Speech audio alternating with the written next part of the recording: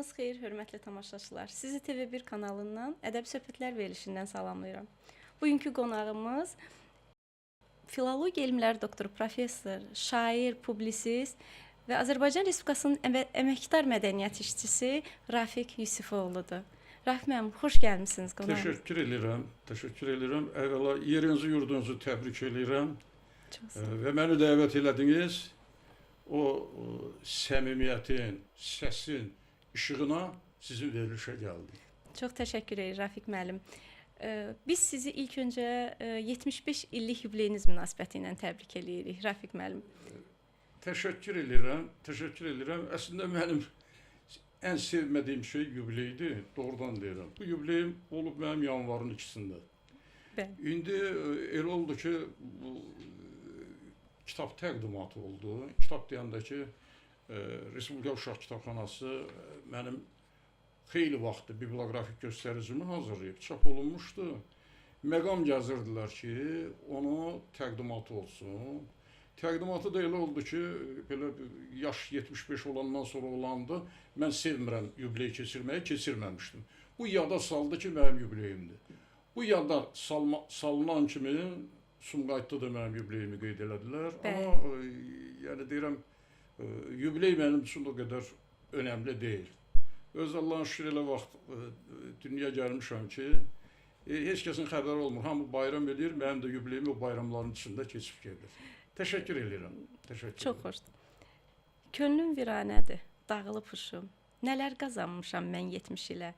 Şəkilə çevrilib 50-im, 60-ım, nəfəs-nəfəsəyəm mən 70 ilə.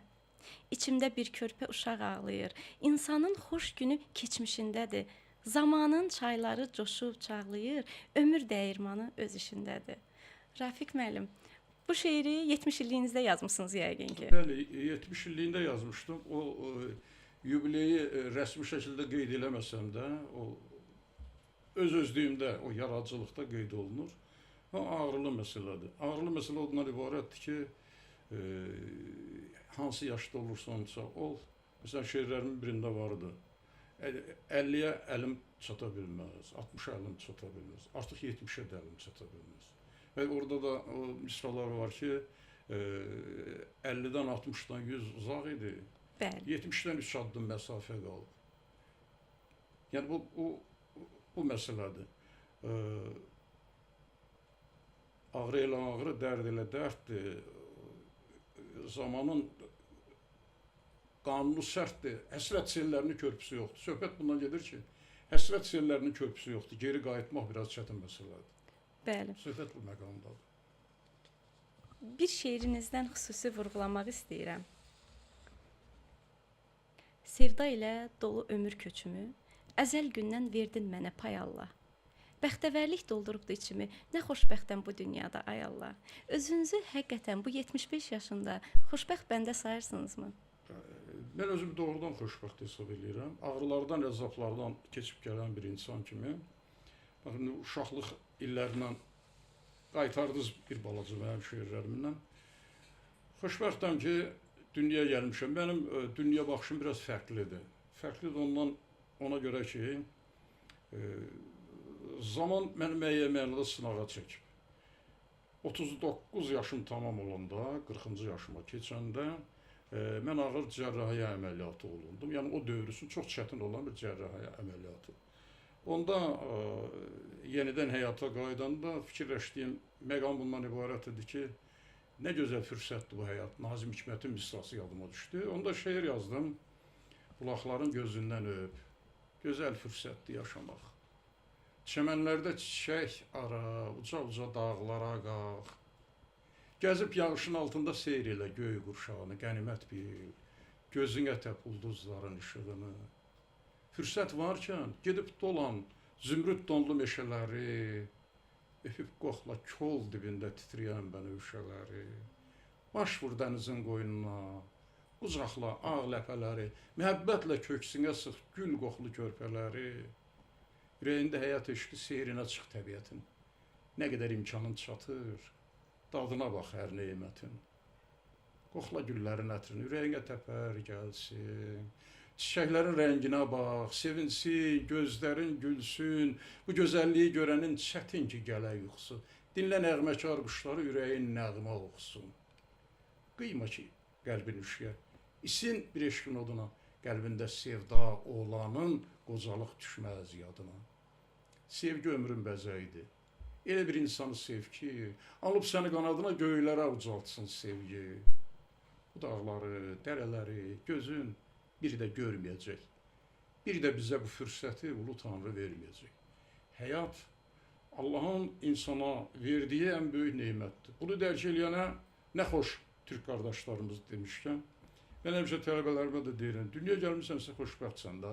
Bax, həmin illərin ağrısı ilə məni o yola yönəltdiniz, özünüz yönəltdiniz. Nə varsa yenə elə həmən vaxtda, həmən məqamda yaranan şeirlərdir. Həmən ovqatına yaranan şeirlərdir. Mən ağır cərrahi əməliyyatından çıxandan sonra ovundurmaq istəyirdilər.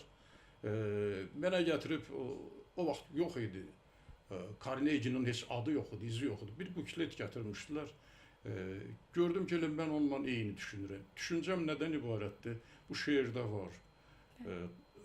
Xoşbəxtlik adlı bir şeirdir. Soruşursunuz, ona görə deyirəm. Bəli, buyurun. İstidə isinib, soyuqda üşüyürsənsə, xəyallara dalıb kimisə düşünürsənsə, bu dünyaya gəlib, insan kimi yaşayırsansa, daha nə istəyirsən? Zirvələrə dırmanmağa ayaqlarının gücü çatırsa, bu dağlar, bu dərələr könlünə yatırsa, şəlalələrin şaqraq səsi sevincine sevinç qatırsa, daha nə istəyirsən?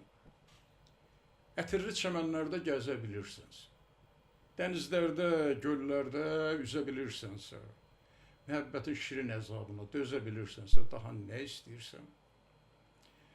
Gözəl görəndə gözlərin gülürsə, ürəyin sevgidən inləyə bilirsə, qulaqların quşların nəğməsini, ləpələrin pıçıltısını dinləyə bilirsə, daha nə istəyirsən? Başların güllərin rəngini görə bilirsə, əllərin sevgilinin saçlarını hörə bilirsə, qızlara vermək üçün çiçəklərə bilirsə, daha nə istəyirsən?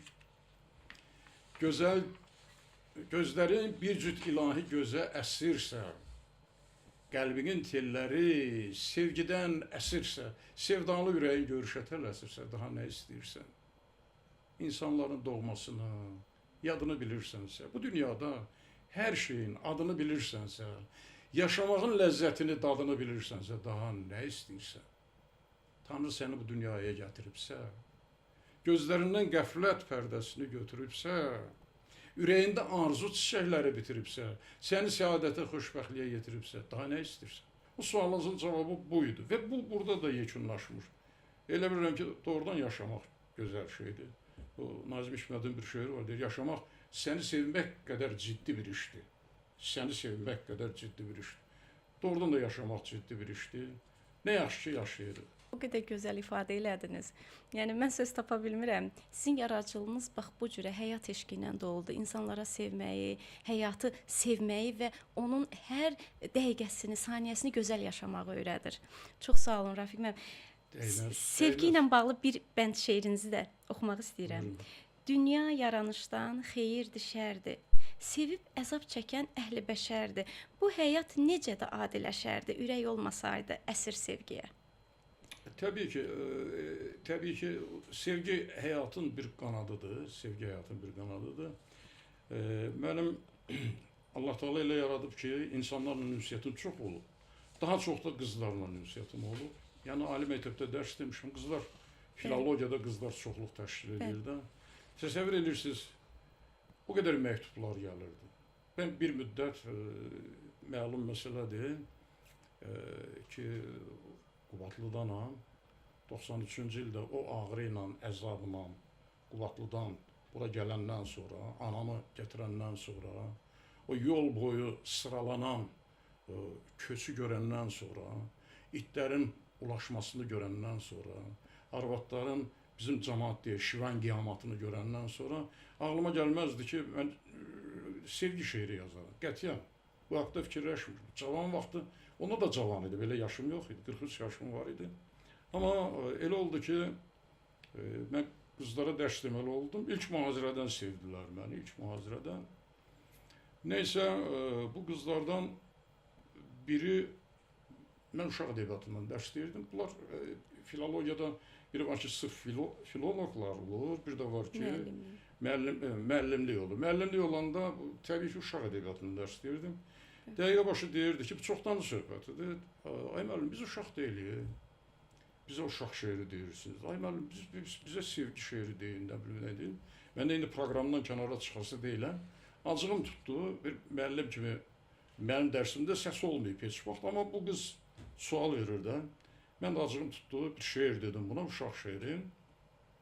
Armud dərmişəm, iki cib. Babam məndən bərk inciyib.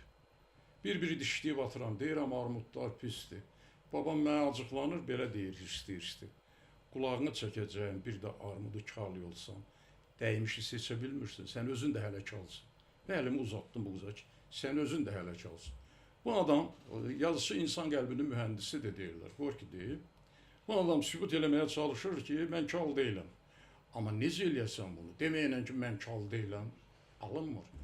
Poeziyada da belədir. Deməyənən ki, mən səni sevirəm, burada sevgi yoxdur. Yəni, elə bir detal tap deyəsən ki, orada sevgi olar. Nəsə, o vaxt mühazirə arası Grossmanın Dostoyevski haqqında bir kitabı çap olunmuşdu. O kitabı götürmüşdüm, sumkuma da yerləşmirdim. Qoyurdum, arada fasil olanda oxuyurdum. Bu qız mənə yanaşdı ki, o kitabı verərsiniz, mən oxuyum. Mən kitab vermirəm heç kəsə. Çünki verəndə qaytarmırlar. Görmüşəm bunu, dönə görmüşəm. Nəsə ürəyin qırmışdım da, buna kal demişəm Patokda, mühazirə zalında. Dedim, verirəm. Bugün də deyəsən 3-cü gündür. Söz vaxtına çəkək. Onda da 3-cü günüdür. Qəribədir. Mənim dərslərimin çoxu 3-cü günə düşürdü. Dedim, 3-cü gün gətirərsin. 3-cü gün gəldi, yaradıcı adam psixologdur da. Gəldi, zəng vurulub, mühazirədəyəm, başlamaq istəyirəm. Bir də gördüm, qapı döyüldü, bu qız girdi içəri. Bunun gez gəlməyinin səbəbini o dəqiqə tutdum. Tutdum ki, diqqətimi cəlb eləmək istərdi. Diqqətimi cəlb, ilk nəzərdə. Sonra kitabı gətirdi, qoydu stolun üstünə. Stolun üstünə qoyanda əli ilə bir belə, çox sağ olun müəllim, kitabın üstünə belə, çox sağ olun müəllim. O əlini belə qoyanda noxud üstündəki şahzadə kimi bildim ki, bu kitabın içində nəsə var. Doğrudan belə qəribə gəldi. Mən o vaxt ki, deyirdim, mən sevgi şeiri yazmayacağım, ümumiyyətlə yazmayacağım. Və belə vərəqlədim, gördüm arasında bir parça kağız var. Biraz belə narahat oldum. Narahat oldum ki, qızdır da, sevgi məktubu yazıb, nə bölünə. Belə də cavan vaxtımıdır. Amma deyirəm, zəng tez vurulsaydı, açıb görərdim, bu nə yazıb. Qız yazıb ki, günəş şüası pəncərədən taxtanın üstünə düşmüşdü. Qəribədir, şüanı şüşə keçirib taxtaya verdiyi halda, şüşə soyuq, taxta isə istiydi. Bütün bədənim titrədi. Gördüm ki, bu duyumlu qızdır, kal deyil. Yəni, o dəqiqə ağlıma gəldi ki, şüşə mənəm. Müəllim də hamı ilə mehriban dolanır. Zamanın bulanıqlıqlarından keçib, yanmışam, şəffaflaşmışam. Həm də onlar çoxdular, siz təksiniz. Bunlar biraz ayrı cür gözləyirlər.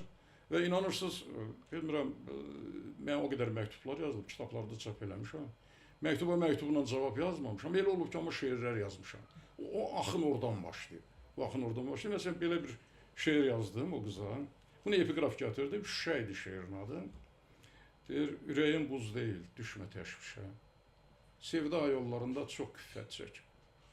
Sənin qınadığın bu soyuq şüşə olanacan müsibət çək. Mane olmasa da nura, günəşə, soyuğun önündə hasar tək qalxıb, sən hardan biləsən bu soyuq şüşə nə qədər odların içindən çıxıb. Doğma budağından ayrılan xəzəl, qoşulub yerlərə hara tələsər. Şüşə ürəyimlə oynama gözəl. Sınmağı cəhənnəm əlin kəsər. Və bu proses davam elədi. Proses davam elədi. Sözü başqa sualınız olsa da, amma bunun məqamı gəlib onu deməliyəm. Buyurun. Davadan artıq dadanıb deyirlər də, yazı yazır. Yazı yazır. Bu yazıların birində gördüm yazıb ki, mən deyirəm ki, o vaxtda dayanmışdım da, sevgi şeiri yazmışdım. Yazmırdım. Gördüm yazıb ki, həyat məni sınağa çəkir, ürəyim yenə də arzular qəbristanlığına dönəcək, nə bilim, neynəyəcək. şairdə söz oynatdım, nəsə belə bir şey yarandı. Mən bənzərsiz qafiyələr yaratmağı çox xoşlayan adamam. Belə birdən gəldi, yazırsan ki, qəlbin olub arzuların qəbristanı.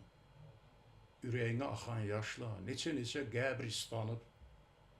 Bir gün məni öldürəcək bu ot ki var bəbəyində, bir şəhidlər xiyabanı salacaqsan ürəyində. Keçdi gərayla, doğma bir gül boylanırmış, ayma ilimə doğru. Ömür boyu yol gəlirmiş, titrəyən əlimə doğru. Sənsiz günlərin bir hədər, mənə doğma olub kədər, adını çəkənə qədər, gəlməyib dilimə doğru. Qələm nə gəldi yazır, ha, demə yolundan azır, ha, qəlbində qəbir hazırla, gəlirəm, ölümə doğru. Yenə tamamlanmadı. Başqa bir gərayla açıldı. Sənin saldığın gülşənə ilk güzar mənim olacaq. Göz yaşı ilə suvardığın bu gülzar mənim olacaq.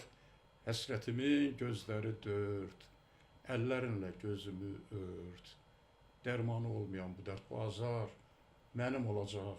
Gülüm, mənə arzula, payızın çətin yazı ola.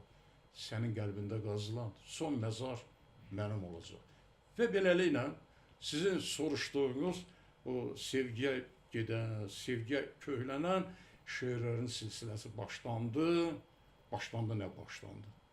Biri yazdı, o birisi yazdı, o birisi yazdı, o birisi yazdı və doğrudan çox gözəl şeirlər yarandı o vaxt. Mənim Qəm Karvanı kitabının çap olundu, bütün sevgi şeirlərindən ibarət. Sonra Ayrılığın Qəm Hasarı kitabının çap olundu, bütün sevgi şeirlərindən ibarət. Ondan sonra özümü dayandırdım. Özümü təkrarlamaq istəmədim. Başqa işlə məşğul oldu bir müddət. Onda yazmışdılar ki, yazanlardan biri, o qızlardan biri yazmışdı ki, sonra nəsillər dəyişir. Yazmışdı ki, Rafiq müəllim, sizin sevgi şeirlərinizin ünvanı tez-tez dəyişir. Amma mənə elə gəlir ki, siz ömrünüz boyu eyni sevginin nəğməsini yazırsınız. Və canlı insanı görməmişdən əvvəl o sevgi sizin ürəyinizdə oturmuş. Çox duyğulandım. Və onda dərk elədim ki, insana olan sevgi, sən demə, Allaha olan sevginin pillələriymiş. Və onda yazmışdım o, dedim, Ayrılığın Qəm Hasarı kitabım, o şeirlə açılırdı. Dəli sevda dolanmırsa başında, sevmirsənsə bu dünyada qəribsən. Ulu Tanrı, baş əyirəm qarşında, mənə sevmək istedadı veribsən. Məhəbbətdir imanım da, dinim də, ay nuru var sevdiyimin üzündə. Diz çökürəm gözəlliyin önündə, şeh öpürəm çiçəklərin gözündə. Sevən qəlbdə nə sırsıra, nə şaxdan, salıb mənim saçlarıma sevgidən. Ulu Tanrım, gözlərimi işıqdan, ürəyimi əski etmə sevgidən. Bu çox vacib məsələdir, ürəyi əski etmə sevgidən. Və mənə elə gəldi ki, bu doğrudan da həmin pillələrdir. Və bir dənə də şeir oxuyuram, bu mövzuda ona görə unutmayım deyə. Amma deyirəm ki, mən yazdığım sevgi şeirlərində də, əgər detal yoxdursa, əgər bədii obraz yoxdursa, mən onu yazmıram. Ümumi sözlə şeir yazmıram. Məsələn, indi o qloballaşma dövrünün problemlərindəndir. Ən ağır məsələlərdən biri ondan ibarətdir ki, robotlaşma gedir, insan olduğunu unudur. Bu ağırlı problemdir. İndi onun sonraki mərhələsi, söhbətimiz məqamında elə bilirəm ki, gələcək, o məqamda yazdığım şeir var idi. Göz yaşım, sevgimin kəpənəkləri. Uçub çiçəklərlə gedər görüşə. Qorxuram, qəlbimin qəm çiçəkləri sevinç xəzanının girinə düşər. Qorxuram, nadanlar mənə güləndə ömrümün payızı qışa çevrilə. Qorxuram, yanıma qaçıb gələndə həsrətli qollarım daşa çevrilə. Bir cüt göz gərəkdir mənə ağlayan. Bir eşqin közərən qərib qoruyam. Qorxuram, istərim qabar bağlayan. Qorxuram, gözümün yaşı quruya. Ürəyim doğmadır dərdə, ələmə. Zərrəcə qorxum yox dardan, çətindən. İlahi, sən məni məhrum eləmə. Önkürüb ağlamaq səadətimə. Rafiq müəllim, Çox fərqli motivlərdən başladıq, çox fərqli həyat hekayənizi bir poetik şəkildə izah elədiniz əslində və yaradıcılığınızın da bir qolunu, sevgi motivi olan bir hiss qolunu xüsusi vurğuladınız. Elədir, mən o sevgi deyəndə mən ayırmıram. Yaradıcılığın sevgi qolu, tutaq ki, uşaq ədəbiyyatı. Amma tədqiqatçılar ayrılırlar. Amma tədqiqatçılar ayrılırlar. Bəli, bu onların işidir əslində. Bu onların işidir, amma söhbət ondadır ki, mənim bütün şeirlərimdə sevgi var. Vətən sevgisi var, yurt sevgisi var, insan sevgisi var, təbiət sevgisi var, yarpaq sevgisi var. Bütün bu sevgilər birləşir, hamısı birləşir, yaradıcılığı əmələ gətirir. Bəli. Yaradıcılığı əmələ gətirir. Yaradıcılıq mənim keçdiyim yoldur. Amma üzü gələcəyə gedən yol Ulu Tanrıya qarşı, Ulu Tanrıya sarı gedən yol pillələridir. Nə gözəl. Rəfiq müəllim, istəyirəm bir əvvələ qayıdaq. Qayıdaq. Sizin ədəbiyyat sevginiz olduğunu, ümumiyyətlə istedadınızın olduğunu nə zaman fərqinə vardınız? Hansı yaşınızdaydınız? Necə baş verdi bu? Mən çox kiçik yaşımda bilmişəm bunu. Təbii ki, mən bilməmişəm. Mənim valideynlərim, bəlkə də tanıyırsınız da, tanıyırsınız. Mənim atam da riyaziyyat müəllimi olub, mənim anam da riyaziyyat müəllimi olub. İkisi də eyni məktəbdə işləyiblər. Atam məktəb direktoru olub. Baməzə bir adamıdır, riyaziyyatçı olmasına baxmayaraq. Mənim bibim uşaqları var idi, onlar da dünyasını dəyişiblər. İkisi də yekunda texnik elmlərin namizədi idi bunlar. Bunlar balaca olanda müharibə vaxtı, bunların anası demək, iki körpəni özü saxlamalı olmuşdu. Həyat yoldaşı cəbhəyə getmişdi. Və nə qəribə ki, mənim əmim 416-cı Taganrog diviziyasının komissarı olan Mirağa Əliyev bunun komandiri olub həmən vaxtda. Bunu qorumaq istəyib, amma həyatdan qaçmaq olmur. Bu uşaqlar bizim evimizdə böyüyüblər, bibim də bizim evimizdə böyüyüb. Qəribə gələrmi sizə ki, mən anama ana deməmişəm heç vaxt, bacı demişəm. O bacı deməyin səbəbi də olub ki, o uşaqlar bacı deyiblər. Mən də bacı demişəm. Sonra da elə gətirib ki, 6 qardaş olmuşuq, bir dənə bacımız olmayıb. Qəribədir. Öz qızıma mən bacı demişəm. İndi də elə bacı deyirəm. Evdə də o birilər də bacı deyir, mən də bacı deyirəm. Yaranmasını deyirəm. Bunlardan biri şeir yazırdı. Həmin adamlardan. Sabir şeir yazırdı. Bir şair də var idi. Diləli Müskanlı kəndindən. Fazil Cəbrayılov. Fazil Cəbrayılov. Bu gözəl şeir yazırdı. Peşəkarıdır. Biz heç şeir yazmaq bilmirdik. Sabir də buna uyğun nəsə şeir yazırdı. O bir qardaşına yazmışdı. Məktubla da baməzə şeir də öyle belə də. Əziz qardaşım Zakir, səni verənə şükür, qaldı çal səpər işi, pis deyildir gedişi, qoca yamışı satdıq, indi mətləbə çatdıq. Belə şeir yazmışdı. Bir gün atam gələndə gülə-gülə dedi ki, qələm kağızı götür, onda pero batırıb yazılan belə. Mürəkkəblə. 3-də oxuyurdum, neçədə oxuyurdum, bilmirəm, yadımdadır. Yazıram, bu deyir mən yazıram, xotuğu saxladıq, eşrəyi satdıq, indicə sən deyən mətləbə çatdıq, eşrəyi dostumuz Zeynal apardı, anan əvəzinə 300 qopardı, üstündən də biraz atamdan aldı, sizin üçün tez yolu. Belə də lağlağa bir şey yazdı, dedi ki, altından yaz ki, deyir, bax, mən yazmamışam, nə qədər, yaz. Yazıb göndərdim, hamı dedi ki, Rafiq şairdir. Qəti elə söhbət yox. Və bu biabırçılıq, sanki boynunuza qoyublar. Bu biabırçılıqdan qurtarmaq üçün indi başladım şeir yazmaq. Şeir yazmaq elə belə yazmaqla deyil. Mənim bir uşaq şeirim var. İndi də Amerikada olan nəvələrim dili unutmasınlar deyə başlayan kimi deyirəm ki, babanın şeirlərində deyir, fayda və qaydadır uşaq şeirinə. Deyir, hər işin bir faydası var, hər işin bir qaydası var. Öyrənməsən qaydasını, görənməzsən faydasını. Başlamışam hamı kimi şeir yazmağa, indiki şairlər kimi. İndiki şairlər kimi. Şeirin qaydalarını bilmirlər. Ciblərində nə qədər diplom var, mükafat var. Şeirin ibtidai qaydalarını bilmirlər. Mən də başladım, babama söhbət gedib çatıb, sən demə, adam valideynlərini də tanımır. Mənim babam Molla Nəsrəddinçi şair olub. İstod təxəllüsü ilə Molla Nəsrəddində şeirləri çap olunubdu bunun. Onu deyim ki, onun əlyazmalar institutundadır, bu dəqiqə hazırlayırlar, kitab hazırlayacaqlar. Bu, Respublikanın əməkdar müəllimi idi, o dövrün Lenin ordeninə qədər hamısını almışdı. O eşidəndə ki, mən şeir yazıram, deyir ki, şeirin qaydaları var, elə belə deyil ki. Ondan öyrəndim çox şey, vəzni öyrəndim, qafiyəni öyrəndim, nə bilim, nə öyrəndim uşaqlıqda və yazmağın qaydalarını öyrənib başladım yazmağa. Artıq görünür, hiss eləyibmişlər, məndə nəsə var. o tərəfə yönəldiblər. Və yazırdıq, rəhmətli Eldar Baxışına gündə şeir göndərirdik redaksiyalara. Redaksiyalar yazırdılar ki, bədii cəhətdən zəif olduğu üçün çap eləyə bilmədik. Belə Eldar da biraz... Artıq neçə yaşındaydınız onda? Mənim 10 yaşım olardı. Lap balacaydım mən. O sonraki mərhələni dedim Eldar. Mən 9-da oxuyanda 15-16 yaşında, 15 yaşında mənim ilk şeirim çap oldu. İlk çap olunan şeirimi istəyirsiniz deyim. Buyurun. Deyir, qarğanın qulağına çatdı belə bir xəbər. Rəis təyin ediblər Saxsağanı bu səhər. Saxsağanın yanına tez uçub gəldi qarğa, nəvazişlə əyildi, gah sola, gah da sağa. Dedi, məhəbbətimdir məni bura gətirən Saxsağan. Ey sevgilim, bil səni sevirəm mən. Çox çəkmədi, Saxsağan çıxdı vəzifəsindən. Qarğa dedi, heç zaman səni sevməmişəm. İlk uşaqlıq şeirimidir bu.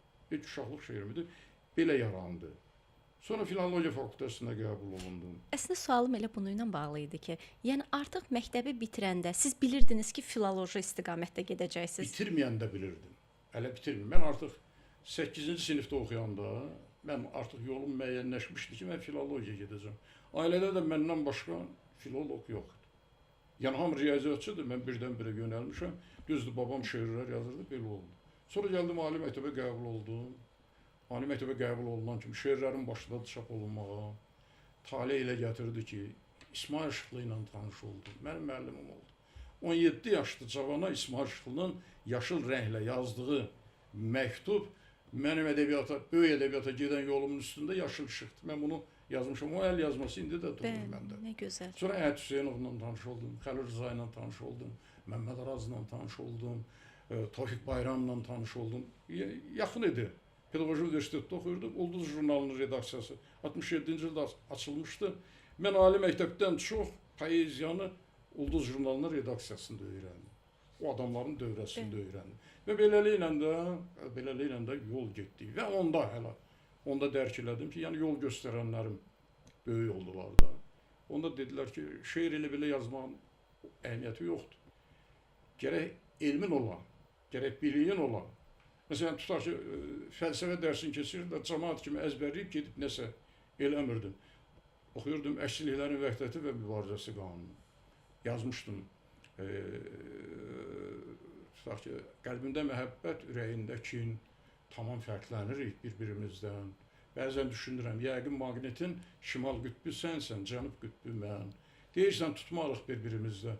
Bunu düşünmüşəm dərindən dərin. Deyirəm əzizim, bir məni dinlə. Olmurmu vəhdəti, əşçilikləri? Vəhdət şeiri. Əşçiliklərin vəhdəti və mübarizəsi qanununa uyğun yazılmışdı. Tutaq ki, inkar qanunu yazmışdım. Eşqimi inkar etmək mənə zülümdür, zülüm. İnkarlıq duymamışam, yox deyərkən səsində. Məhəbbət fəlsəfəsini deyə bilmərəm, gülüm. Yox, inkar demək deyil həyat fəlsəfəsində. Yəni, bu adamların mühitinə düşmüşdüm deyə. Əvvəldən şeirin ibtidai qaydalarını öyrənmişdim. Sonra da peşəkarların əhatəsinə düşmüşdüm deyə mənim yolum biraz rahat oldu. Bir xatırladıram bir sözdə, ruh şad olsun. Televiziya məkanında məşhur olan adamdır, Nizami Xudiyev. Biz tələbə yoldaşıydıq. Onun bir kitabı var, kitabda yazıb ki, biz gecə yuxumuza haram qatıb oxuyurduq. Şair yatırdı, mənə şair deyirlərimizi. Tezdən dururdu, o ədəbiyyatşünaslığı bizdən yaxşı bilirdi. Bu bilməyin kökündə o ibtidaidən o qaydaları öyrənməyin dayanır. Bəli. Buyurun. Nə gözəl. Rafiq müəllim, siz həm şair kimi, həm də elmi fəaliyyətlə, filoloji elmin bir nümayəndəsi kimi fəaliyyət göstərmisiniz.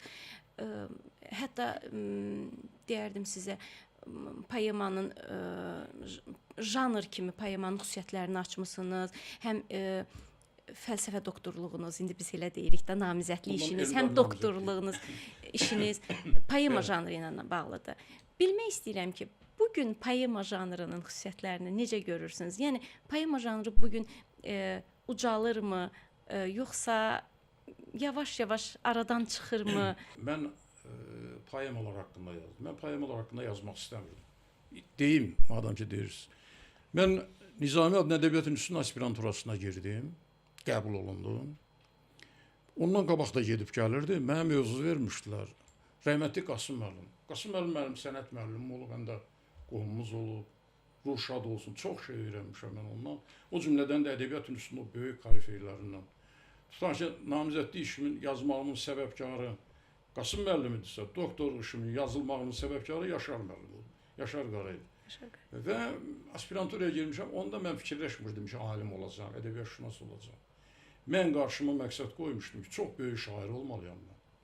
Və şeirin qaydalarını elə bilməliyəm ki, kimsə mənim şeirimi oxuyanda əmma qoya bilməsin. Bu niyyətlə də aspiranturaya girmişdim. Girəndə qəbul olmuşam. Mənə özümdən asılı olmayaraq Yəhya Seyidovu elmi rəhbər təyin edildilər. Yəhya Seyidovu tanıyırdım bir alim kimi. Yəni ünsiyyətim olmasa da bu mənə dedi ki, nəsrdən, dramaturgiyadan bir mövzu vermək istədi. Mən dedim, Yəhya müəllim, xeyr, mən bu haqda yazmaq istəmirəm. Mən poeziyadan yazmaq istəyirəm. Dedi, yox, ola bilməz, mən poeziya üzrə mütəxəssis deyiləm. Filan söhbət böyüdü. Qasım müəllim də, Yaşar müəllim də dedilər ki, onun mövzusu var da. Deyir ki, nədir mövzusu? Qasım. Deyir ki, bədii fərdiləşmədə milliliyin təzahürü, poemalar əsası. Bədii fərdiləşmədə milliliyin təzahürü. Bəlkə heç indi də yaza bilmərəm o yazı. Dedi ki, Qasım, Yaşar, bu uşağı dağa daşa salmayın. Bu mövzunu heç mən indi də fəhm eləyə bilmirəm. Nəsə bu dramaturgiyadan falan mən də dirəndim ki, istəmirəm. Axırda axtardılar, elədilər. Rəhmətli Qasım müəllim dedi ki, belə bir mövzu var, analoji mövzu. Moskvada müdafiə ediblər. Poemalarda konflikt və xarakter problemi. Gəl bir dövrü götür, konflikt və xarakter olsun. Gəl bir dövrü götür, konflikt və xarakter olsun. Yəhya müəllimlə razılaşdıq. Dedi ki, konflikt elə nəsrində problemidir, dramaturgiyanda problemidir. Neysə, yazdım, iş hazır oldu. İş hazır olan vaxtda Yəhya müəllimə verməliyəm oxusun, qəflətən rəhmətə gedir. Rəhmətə gedəndə Elmi Şuranın qərarı ilə Qasım müəllimə tapşırdılar dissertasiya. Şimdi Qasım müəllim oxudu, Yəhya müəllim imkan vermirdi. Müəyyən məsələlər vardı və trafaret cızırdı, bu yolla getməlisən. Mənə çox kömək elədi. O ədəbiyyat tapmaqda, filan da, nə bilim nə. Qasım müəllim artıq peşəkar kimi təzədən işlədi. Özünün dediyi rəyində də var, deyir ki, zəmin asiman fərqi var idi. İkinci variantda zəmin asiman fərqi var idi. Və mən müdafiə ərəfəsinə gələndə, müdafiə vaxtında iki böyük alimimiz, biri Pənah Xəlilov, bir də Abbas Zamanov. İkisi də dirəndilər ki, bu iş nəzəriyyə indeksi ilə müdafiə olunmalıdır. Ədəbiyyat institutunda da o vaxt nəzəriyyə indeksi yox idi. Var idi Bakı Dövlət Universitetində. Mən də ora getmək istəmirdim. Qasım müəllim də istəmirdi mən gedim. Təzədən imtahan verməliydik, nə bilim, nəysə. Proses uzun çəkirdi, bunun sənədləşməsi. Nəysə, uzun sözün qısası burada müdafiə elədim. Ədəbiyyat institutunda müdafiə elədim, təsdiqimi aldım. Televiziyada işləyəndə Yaşar müəllim mənə mövzu verdi, məcbur oldum. Bunun ilk variantını yazdım, bəlkə görmüsünüz. 98-ci ildə Elm Nəşriyyatı Ədəbiyyat institutunun Elmi Şurasının qərarı ilə çap edib. Adını da Yaşar müəllim qoymuşdu. Azərbaycan poeması Axtarışlar perspektivi. Belə bir adını qoydum. Mən bu kitabı yazdım. Sualınızın cavabını deyirəm. Bəli, o sualınızın cavabını deyirəm. Bu monoqrafiya çap olunub. Monoqrafiya ilə bağlı maraqlı belə hadisələr var. Onların ikisini deyəcəm. Buyurun, madem buyurun. Soruşursunuz. Bir dəfə redaksiyada oturmuşam. Mən baş redaktor işləyən vaxt idi. Bir də gördüm Qabil gəldi. Bizim redaksiyanın qapısı, baş redaktorun qapısı həmişə açıq olur. Katibi orada otururdu. Gələn kimi qapını bağladı. Dedim ki, Qabil müəllim, ehtiyac yoxdur. Yox, səndən işim var. Dedi, ana, sən mənim ovcumun içi kimi tanıyırsan. Mən o boyda Nəsimi poeması yazmışam. Sən nə yazmışam, nə yazmışam. Məndən niyə yazmamısan? Nöş yazmamısan onu. Dedim, Qabil müəllim, onu kim deyir ki? Necə yəni mən yazmamışam? Dedəndə belə yazıçılar tufanda kitabı göstərdilər, sən yazmamısan. Həmən kitabda təzə çap olunmuşdu. Bu 98-ci ilin söhbətidir. Belə açdım, Allahdan deyir, belə açan kimi gəldi Nəsimi poeması, təhlil olunan səhifə. Oxudum, durdu, kitabı bükdü, vurdu qoltuğuna, heç soruşmadı, mənə verirsən yoxsa. Vurdu qoltuğuna, indi öpməsin, öpdü məni, dedi, sən yaxşı olansan. Məni deyir, yazıçılar tıfağında fit deyib göndərmişdilər ki, səndən dalaşım, amma nəsə, sonra mənim o 50 illik yubileyimdə vaxtda danışdı. Sizin sualınızın cavabını, sizin sualınızı 30 ilə yaxındır, biraz azdır. O sualı mənə Bəxtiyar Vahabzadə vermişdi. Necə vermişdi? Deyirəm sizə. Yenə nəşriyyatdan, yenə çıxdım dəhlizə çıxanda, biraz qaranlıq, Azərbaycan nəşriyyatı. təsəvvürüm var, bilmirəm. Gəlmisiniz yox son vaxtlar. Onda biraz ayrı cür, dində ayrı. Gördüm Bəxtiyar müəllim burdadır. Bu mənim haqqımda yazıb, adımı bilir, imzamı tanıyır, özümü tanımır. Salamlaşdım, otağa dəvət elədim. Niyə durmusunuz burada, kimi gözləyirsiniz? Və çıxartdım bu kitabı, verdim buna. Çox təəccüblə baxdı, vərəqlədi, belə çoxlu söhbətimiz oldu. Onda mənə belə bir sual verdi. Dedi ki, oğlum, sənin fikrincə, sənə elə gəlmirmi ki, poema bir janr kimi artıq öz missiyasını bitirib? Və mənə onda qəribə gəldi ki, mənim tədqiq elədiyim dövrün, Sovet dövrünün ən yaxşı poemalarını yazan bir adam mənə bu sual verdi. Mən o fikri ilə razılaşmalı oldum. Mən ilk dəfə yazdığım yazılar, poemalar yazırdım, sonra poemalar yazmadım. Var mənim poemalarım. Daşı Füzuli Ənsuluna Qəm Karvanı poemam var. Yəqin bilirsiniz. Onun əsasında Azərbaycan tamaşa da qoyulub. Sizə sualım elə ondan idi. Tamaşa da hazır. Uşaqlar içində yazmışam, amma poemanın özündən yazdım. Poema yazmağa meylim azaldı. Və yenə deyirəm, hər dövrün özünün janrı var. İndi şeir oxumağa cəmaatın hövsələsi yoxdur. Bəli. Minimalizmə meyillilik var sanki. Yığcamlığa meyil var. Yığcamlıq da elə belə yığcamlıq olmur. O şeirdəki bədii detal yoxdur. Bəli. Bu şeir deyil. Məsələn, mən poemaların, poetik əsərlərin tədqiqi ilə məşğul olmasaydım, nəzəriyyə kitabı yazmazdım.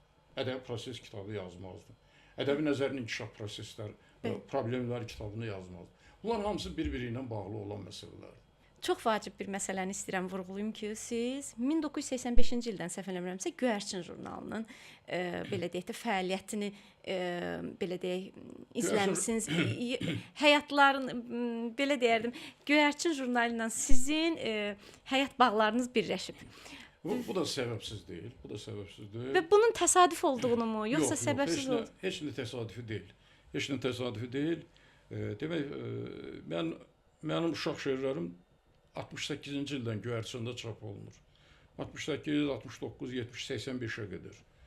Biraz da əvvəl mən getməli idim. Biraz uzandı, məsələlər uzandı. Təsəvvür edirsiniz, mən 84-də təsdiqimi aldım, müdafiə edib. Fəlsəfə elmlər namizədi idim. Elə qutaran kimi mənim müştərilərim çox oldu. Bir neçə yerə məni işə dəvət elədilər. Eyni vaxtda dəvət elədilər. Pedaqoji Universitetə Gənc Müəllim qəzetinə redaktor dəvət elədilər. Gənc Müəllim qəzeti var idi. Göyərçin jurnalına şöbə müdiri vəzifəsinə dəvət elədilər. Sumqayıt Dövlət Universitetinə kafedra müdiri kimi dəvət elədilər. Mən Göyərçini seçdim. İndi də peşman deyiləm. Və bunun da bura gələn yolda, ondan sonra da var. Məsələn, gördüm dediyinizdən aydın oldu. Göyərçinə gəlməyi mənim uşaq ədəbiyyatı ilə, yəni peşəkarcasına məşğul olmağıma zəmin yaratdı. 92-ci ilə qədər şöbə müdiri oldum. Onu deyim ki, elə gələn kimi Əmrah müəllim vardı, Əmrah Əmrahov. O mənə dedi ki, danışmışam mərkəzi komitə ilə. O vaxt belə deyildi, qəzet çap. Asan məsələ deyildi, çətin idi. Səni baş redaktor qoyacaqlar. Ora get. Dedim, nə kişi, mən bacarmaram. Mən məktəbdən gəlmişdim. Azərbaycan Pioneri qəzetinin redaktoru. Nəsə, getmədim. Qaldım burada. Tali işidir. Bir neçə dəfə cəhd elədilər məni. Savalan qəzeti olanda baş redaktor müavini aparmaq. Orada getmədim. Günəş jurnalına rəhmətli Nəriman Süleymanov aparmaq istəyirdi. Biraz meyilləndim, maaşım artıq olsun deyə. Allah rəhmət eləsin, Hikmət dedi ki, dünyada ağla qoymaram, o məsul katibidir. Mən pensiya çıxmışam, ərizə verib dəyişəcəyik. Sən ol məsul katib, mən oluram şöbə müdiri. Elə də oldu, qaldım orada. Sonra televiziyaya getdim, apardılar mən. Öz xoşuma getmədim. Bir il işlədim. Göyərçinin baş redaktoru, rəhmətli Tofiq müəllim rəhmətə getdi. Məni qaytardılar jurnala. 97-ci ildə baş redaktor. O vaxtdan bu vaxta o işlə məşğulam və yenə deyirəm, böyük bir məktəb yaratmışıq, böyük bir yol keçib. Və məlumat üçün deyim, bayaqları başlayanda özümün biblioqrafik göstəricilərindən danışırdım. Sumqayıt şəhər kitabxanasında Göyərçinin biblioqrafiyasını hazırlayıblar. Bu yaxınlarda təqdimat olacaq. Mən ön söz yazmışam. Təsəvvür edirsiniz, 65-67 yaşı var Göyərçinin. Talihim belə olub ki, ora bağlanıb. Ona da peşman deyiləm. Və mənim üçün mənim üçün uşaq ədəbiyyatı böyük ədəbiyyatı yoxdur. Gözəl şeir nümunələri var. Kimdir qapını döyən? Kimdir bu gecə vaxtı? Öz yarpaq balasından ayrı düşən budaqdır. Nə istəyirsən axı? Aç qapını ahəstə, uçub qonum yazdığım payız şeirinin üstə. Kimdir qapını döyən? Kimdir bu gecə vaxtı? Öz budaq anasından ayrı düşən yarpaqdır. Nə istəyirsən axı? Yuxu getmir gözümə. Mənim yarpaq balamı qaytar mənim özümə. Görürsünüz şeirlərdə, buna mən tək uşaq şeiri demək mümkün deyil. Bəli. Yəni bu Böyüklər Yapon də poeziyasına oxşar, nə bilim, Şərq poeziyasına oxşar, Koreya poeziyasına oxşar nümunələrdir. Məsələn, mən obraz yazmışdım. Mən uşaq ədəbiyyatından danışanda, bilmirəm o kitab sizdə var yoxsa yox, uşaq ədəbiyyat dərsliyim var mənim. Onun ön sözündə yazmışdım mən ki, bir dəfə Qarşıya Lorkadan soruşurlar ki, nəyə görə sənin yazdıqların qısa, mənalı, aydındır. O deyir, mən uşaqlar üçün yazanda gözüm qabağında balaca bir qız uşağı canlanır. O özündən hündür gülü dərmək üçün boylanır, ancaq əli çatmır. Mən yazmışdım ki, uşaq ədəbiyyatı özündən hündür gülə əl uzadan, amma əli çatmayan insanların ədəbiyyatıdır. Və belə olub ki, o jurnala bağlanmışam. Və bir dəfə bir sözü də xatırlayım. Mənim 50 illik yubileyimdə Zahid Xəlil danışırdı. Deyir ki, mən böyüklər üçün yazırdım. İlyas Tapdıq məni bədbəxt elədi, uşaq ədəbiyyatına gətirdi. Rafik Yusufov da gözəl lirik şeirlər yazırdı. Mən də onu bədbəxt elədim, yönəltdim uşaq ədəbiyyatına. Amma mən onlar kimi böyük ədəbiyyatından ayrılmadım. Nə ədəbiyyatdan ayrıldım, nə ədəbiyyatşünaslıqdan ayrıldım, nə müəllimlikdən ayrıldım, nə jurnalistikadan ayrıldım.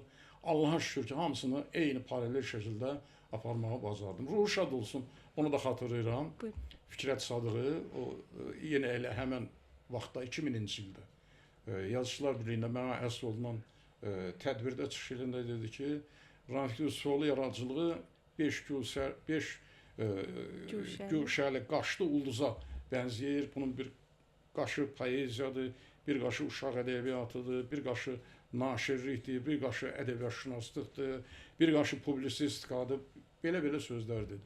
Və mən bütün ömür yolumda 75-dən başlamışdınız. Bu 75-dən üzü bəri nə yazmışamsa, vicdanla yazmışam və çalışmışam ki, heç bir işdə elə belə bir iş olmasın. Və bu tanınmış şairdir, tanıyırsınız. Qəşəm Nəcəfzadə çox illər bundan qabaq məndən bir müsahibə almışdı, soruşmuşdu ədəbiyyat nədir. Mən onda yazmışdım ki, mən elə gəlir ki, ədəbiyyat mənim leylimdir, mən isə onun məzunum. İndi də bu fikirdəyəm. Əslində mən bugün bu verilişin adını bəs bununla bağlamaq istəyirdim ki, ədəbiyyat mənim leylimdir, mən isə onun məzunum. Elə elədir. Yəni mən başqa işlərlə məşğul olsam da, əslində başqa iş deyil. Bunlar hamısı ədəbiyyatın tədqiqi ilə bağlıdır, tədrisi ilə bağlıdır. Bir-biri ilə əlaqəli məsələ. Bir-biri ilə bağlıdır. Ali məktəbdə dərs deməsəydim, ədəbiyyatşünaslığın əsasları dərslikləri yazmazdım. Müasir ədəbi proses ədəbi tənqid kitabını yazmazdım. Ədəbi nəzəri fikrin inkişaf mərhələlərini yazmazdım. O boyda məqalələr yazmazdım. Uzun illərdən bəridir dissertasiya şurasının üzvüyəm. Uzun illərdən bəridir. Nə qədər mənim rəhbərliyim altında müdafiə ediblər. 100-dən çox fəlsəfə doktorunun rəsmi oponenti olmuşam. 30-a yaxın elmlər doktorunun rəsmi oponenti olmuşam. Bunların hamısı ilk nəzərdə ayrı-ayrı işlər. Amma bir-biri ilə. Hamısı gəlir o Leyliyə aşıq olmaqdan gəlir. Ki, gedirəm, belə Füzulidə belə var, deyir, onun üçün getmirəm ki, gecə yanına, deyir ki, qorxuram itlərin narahat ola. Mən onun üçün bu ədəbiyyatdan ayrılmıram ki, yəni mən ruhum ona bağlıdır. Tədrisində də, yaranmasında da, tədqiqində də, televiziyaya gələndə də, radioya gedəndə də, mətbuatda çıxış eləyəndə də o sevgidir, o dediyiniz əvvəldə deyirdik, nüvəsində dayanan o sevgidir. Çox gözəl qeyd elədiniz. Əslində verilişdən öncə bir söhbət eləyəndə mən sizə böyük ədəbiyyat insanı dedim. Siz təvazökarlığınızdan qəbul etmək istəmədiniz. Amma həqiqətən o 5 güşəli, o böyük ədəbiyyat xidmətiniz var, belə deyərdik. Və danışılacaq mövzularımız çox idi Rafiq müəllim. Vaxt necə zaman necə gəldi, keçdi bilə bilmədik. Hətta kitablarınızdan istəyirdik müəyyən şeirlər oxuyaq. Sizin gözəl kitablarınız, hətta bu son dövrdə 20 cildliyiniz tamamlandı və çox sevincli bir hadisədir, böyük hadisədir əslində. Böyük hadisədir, doğrudan böyük hadisədir. Və nə yaxşı ki, ömür davam eləyir. Doğmalar içində dönmüşəm yada. Ürəyim baxmayır sözümə yenə. Bu nazlı dünyada, gözəl dünyada yer tapa bilmirəm özümə yerə yenə. İşarır, çıtlayır sönən gözlərim. Bu dərdin əlindən hara qaçım mən? Havadan nəm çəkir qara gözlərim. Yenə qəm karvanı keçir içimdən. Bənövşə arzular boynu bükülü, nəfəsin ayrılıq külək olub. O ötən illərin, ayların külü arzu közlərimin bələyi olub. Gözümdə bir eşqin şimşəyi çaxar. Göylər qəm yağış səpər dünyaya. O köz kül altından sıyrılıb çıxar. O kül duman olub çökər dünyaya. Həsrətin əlində qalıbdır yaxam. Dərdə ağrıya dözürəm hələ. Yayından ayrılan qızıl bir oxam. Sevda göylərində süzürəm hələ. Çox şükür ömür davam edir. Nə gözəl, nə gözəl. Sizə can sağlığı arzulayırıq Rafiq Təşəkkür müəllim. edirəm. Verilişimiz bitmək üzrədir. Buyurun, son söz kimi nə demək istəsəniz, buyurun. Sizin hamınıza sevdalı ömür arzulayıram. Peşənizi sevməyi arzulayıram. İxtisasınızı sevməyi arzulayıram. Əslində elə son söz idi o. Son söz idi o. Sevda göylərində üzürəm hələ. Bir də bir vacib məsələ var. İndi qloballaşma dövrüdür. Yer elə bil ki, kiçik bir planetə dönübdür. Onun qədrini bilmək lazımdır. Mən nə vaxtsa bir şeir yazmışdım. Deyir ki, məzmunu bundan ibarətdir ki, gərək yer kürəsi vətənə dönə. Gərək yer kürəsi vətənə dönə. Köksündə ürəyi çevrilib daşa. İnsan olduğunu insan unudub. Qənim kəsilibdir qardaş qardaşa. Bizə yaradanın qəzəbi tutub. Havaya buraxdıq hissi, pasağı, ayın da üzündə ləkə çoxalıb, günəşin önünü hasarlar tutub, ana yurdumuzda kölgə çoxalıb. Suya zəhər qatdıq, göylərə tüstü, yerdə insan üçün hava, su çatmır. Küləyin önündə bəndlər qurmuş, anamız torpağın havası çatmır. Bütün canlılara yer vətən olsa, görərdik dünyanın əvəzi yoxdur. Elə yüklənib ki, bu yer kürəsi. Daha fırlanmağa həvəsi yoxdur. Sevgidir qoruyan bəşəriyyəti. Ağıldır, vicdandır hər dərdə dəva. İnsan olduğunu dərk etsə, insan gülşənə çevirilər. Torpaq, su, hava. Didərgin salmışıq onu ürəkdən. Gərək ilahi ruh bədənə dönə. İnsanı kiçildir kiçik vətənlər. Gərək yer kürəsi vətənə dönə. Bu da olsun elə son söz. Çox sağ olun Rafiq müəllim. Çox təşəkkür edirik gəldiyiniz üçün, bizimlə gözəl şeirlərinizi paylaşdığınız üçün. Əziz tamaşaçılar, verilişimiz sona çatır.